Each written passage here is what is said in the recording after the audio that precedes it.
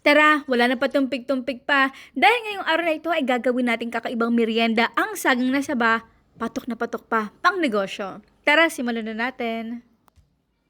Nakabili nga pala ako ng saging na saba ng 1 kilo pero hindi natin yan lahat gagamitin. Sa ating recipe ngayon ay kakailanganin natin na hindi masyadong hinog at hindi naman masyadong hilaw ng saging na saba. Hiniwa ko nga pala yung ating saba ng 4 na piraso, pero again, depende yan kung gaano kalaki or kaliit ang size na nabili ninyo.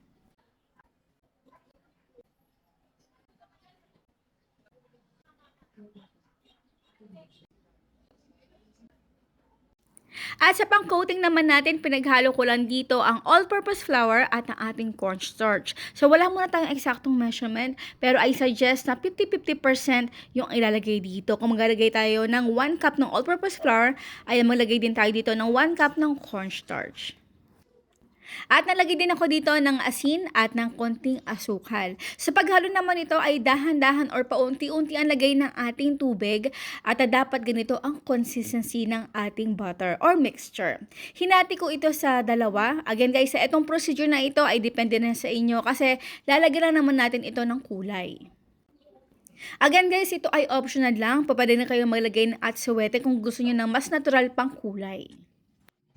Kung sa bahay na naman, okay lang kahit walang kulay, di ba? Pero syempre, mas attractive ito.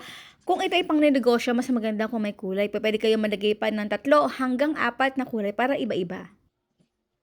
At ang ating next step ay kailangan na well-coated lahat ng ating butter itong ating saging na saba.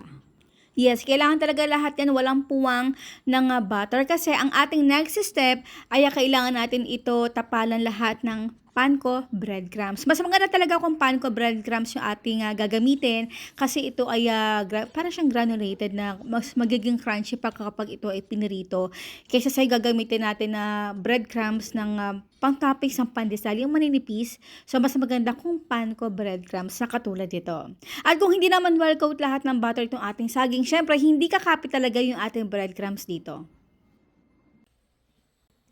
At ang ating next step, ito yung last at napakadali lang nito. So over medium heat ay painitin mo muna natin yung ating mantika at pirituhin natin ito hanggang sa maging golden brown na katulad nito.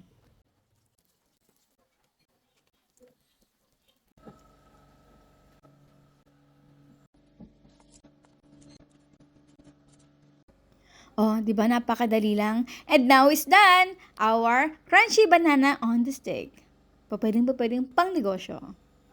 Aba, syempre bago tayo magtikiman portion, ang tanong ni Mami Shirley, anong dalawang kulay ang ginamit natin dito sa paggawa ng ating napakasarap na merienda? Syempre, ang inyong sagot sa comment box section.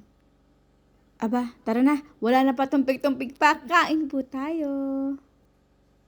Ako guys, napakasarap at talaga namang isang agad pa lang, malutong na, tapos yung loob pa ng saba, ang lasa-lasa. Ayan po guys, sige, maraming po salamat sa inyo lahat.